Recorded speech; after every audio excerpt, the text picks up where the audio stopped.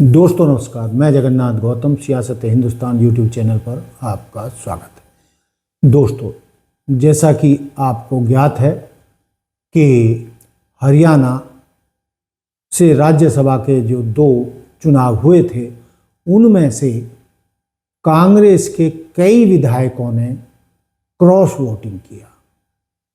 मोटे तौर पर जो नाम निकल कर आ रहे हैं वो 5 विधायक हैं जिन्होंने क्रॉस वोटिंग करके कांग्रेस के अधिकृत उम्मीदवार को हराने के लिए कांग्रेस के बजाय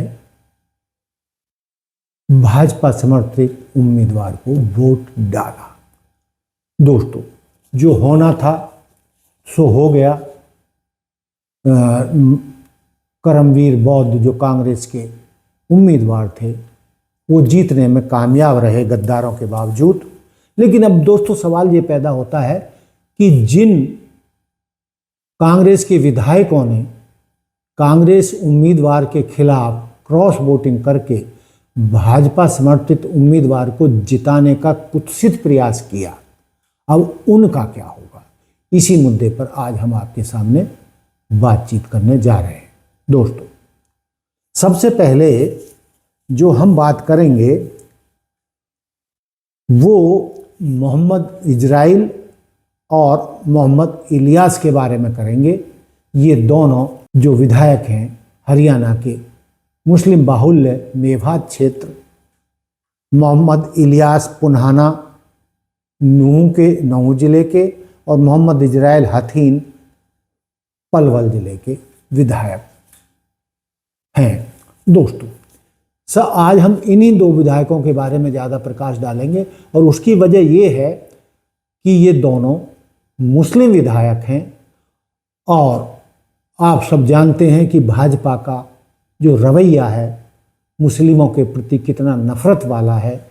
और यदि हम हरियाणा की बात करें तो इसी मुस्लिम बाहुल्य क्षेत्र में विधानसभा चुनाव से पहले भाजपा ने यहाँ हिंदू मुस्लिम दंगे कराने का प्रयास किया था। जो हिंदू समाज के जो धर्मनिरपेक्ष सोच के लोग हैं और विशेषकर किसान समुदाय, जाट समुदाय ने वो दंगा इनका फेल कर दिया था। और यही वजह रही कि मेवात से बड़े आराम से मोहम्मद इलियास और मोहम्मद इजराइल कांग्रेस के टिकट पर जीतने में कामयाब रहे। लेकिन दोस्तों, जिस तरीके से मोहम्मद इजराइल और मोहम्मद इलियास ने जनता के साथ गद्दारी की, अपनी पार्टी के साथ गद्दारी की, और जिस राहुल गांधी ने इन्हें बहुत विश्वास के साथ टिकट दिया था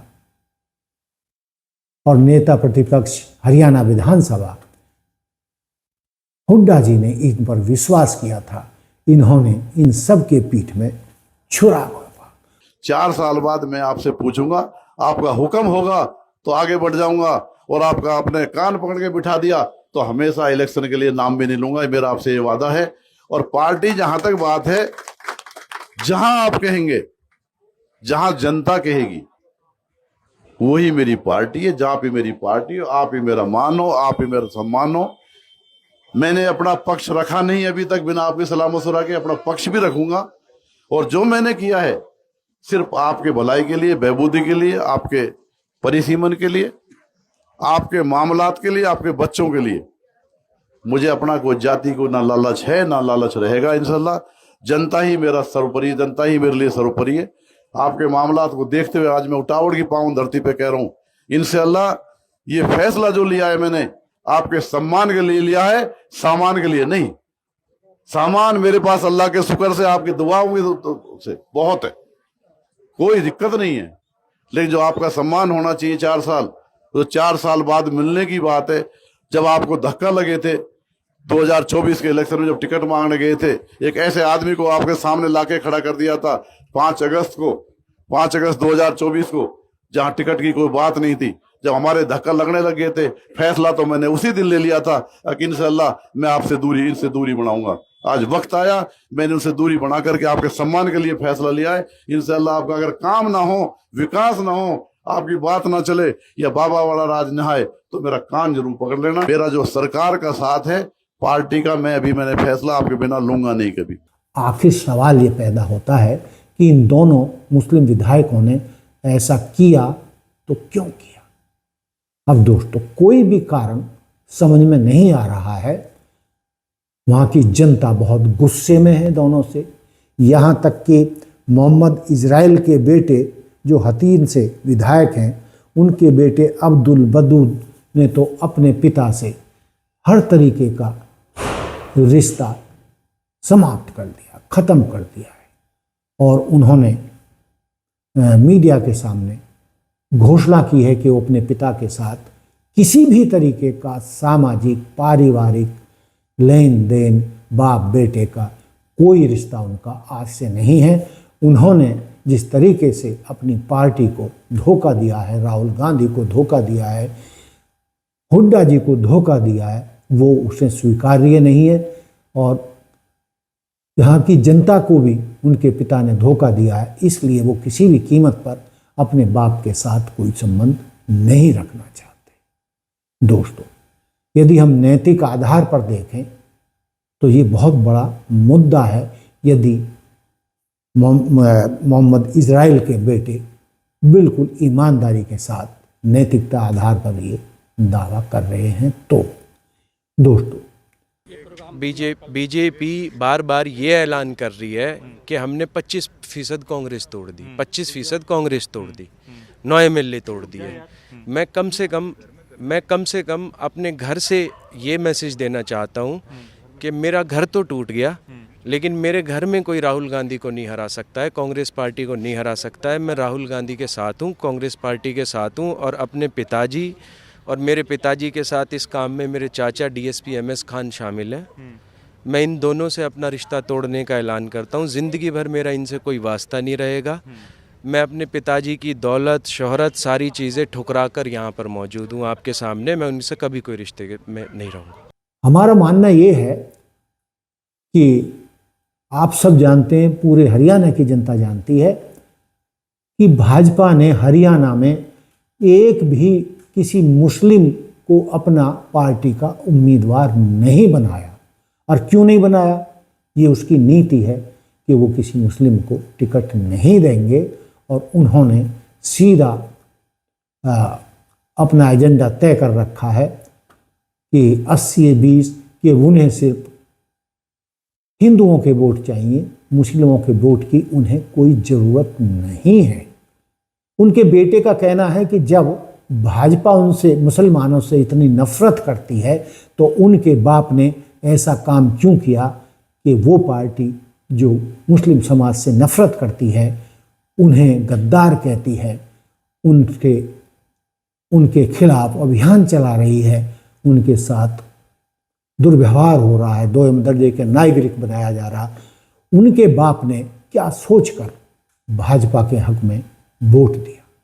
दोस्तों, ये है तो बड़ा मुद्दा। दोस्तों, कहा तो ये भी जा रहा है कि क्षेत्र की जनता में बहुत उबाल है और सारी जनता मोहम्मद इजराइल के बेटे के साथ खड़ी हो गई है। और कहा तो ये जा रहा है, न केवल बेटे ने सामाजिक बहिष्कार किया अपने विधायक बाप का, बल्कि क्षेत्र की जनता भी विधायक का विरोध करेगी और उसका सामाजिक बहिष्कार करेगी। उनको किसी कार्यक्रम में नहीं बुलाया जाएगा। और इसके अलावा जो सबसे बड़ी बात है, मैं दोनों विधायकों की बात कर रहा हूँ, मोहम्मद इलियास की भी, कि इन दोनों को भाजपा टिकट देगी नहीं और कांग्रेस का तो सवाल ही नहीं पैदा होता। इसका मतलब ये हुआ कि इनका राजनीतिक भविष्य चौपट खत्म हो गया। तो जब ये सारे हालात हैं और पूरा देश जानता, पूरी दुनिया जानती है कि भाजपा कितनी बुरी तरीके से मुस्लिम समाज के पीछे पड़ी हुई है, उनके घरों पर कैसे बुलडोजर चलाया जाता है या उनके खिलाफ कैसा गैर कानून, गैर संवैधानिक तरीके से उनका हरासमेंट किया जाता है, ये किसी से छिपा नहीं है। चाहे यूपी हो, चाहे मध्य प्रदेश हो, चाहे दिल्ली हो, चाहे हरियाणा हो, चाहे पंजाब हो, जहाँ जहाँ भी मुस्लिम आबादी है वहाँ पर भाजपा का नज़रिया मुस्लिम समाज के खिलाफ है। तो दोस्तों, फिर इन्होंने इन हालात में ये सब जानते हुए, बेवकूफ़ तो है नहीं, राजनीतिज्ञ है, चुनाव लड़ते भी रहे हैं, जीतते भी रहे हैं, तो फिर इन्होंने ऐसा किया तो क्यों किया? तो लोगों में सुगबुगाहट है कि ये लालच में आ गए और इन्होंने बोरियां भर भर कर भाजपा से नोटों की गड्डियां ली हैं और उसी के बदले भाजपा को वोट दिया है।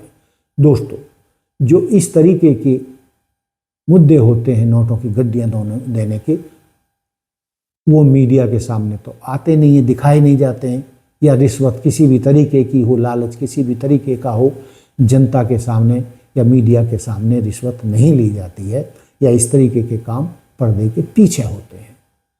अब यदि उपचुनाव होता है तो क्या होगा? दोस्तों, भाजपा का और इन दोनों विधायकों की पोल तभी खुल जाएगी कि यदि इन्होंने इस्तीफा दिया और उपचुनाव हुए तो इनको टिकट कांग्रेस देगी नहीं, सवाल ही नहीं पैदा होता, और भाजपा मुसलमानों को टिकट देती नहीं है। इसका मतलब ये हुआ कि ये धोबी का कुत्ता, ना घर का ना घाट का। और कहा तो ये भी जा रहा है कि जनता में इतना आक्रोश है कि कई युवा क्षेत्र के समय पर ऐसा कुछ उन्हें समय मिला तो वो इन दोनों विधायकों का मुंह काला करेंगे। इसीलिए दोनों विधायक जनता के खौफ से, अपने समर्थकों के खौफ से सरकार से भारी सुरक्षा ले रहे हैं, मांग रहे हैं। एक को तो भारी सुरक्षा मिल गई है और दूसरा मुख्यमंत्री से मिलकर या केंद्रीय मंत्री मनोहर लाल खट्टर से मिलकर अपने वोट के बदले भारी सुरक्षा और बहुत सारी चीज़ें डिमांड कर रहा है। तो दोस्तों, इन विधायकों का तो राजनीतिक भविष्य चौपट हुआ ही, और इन्होंने जनता के साथ गद्दारी की, पार्टी के साथ गद्दारी की, और इन पर जूते पड़ना तय है, इनका मुंह काला भी होना तय है। जनता इनको क्षेत्र में देखना नहीं चाहती, इनको घुसने नहीं देगी, इस तरीके के समाचार आ रहे हैं।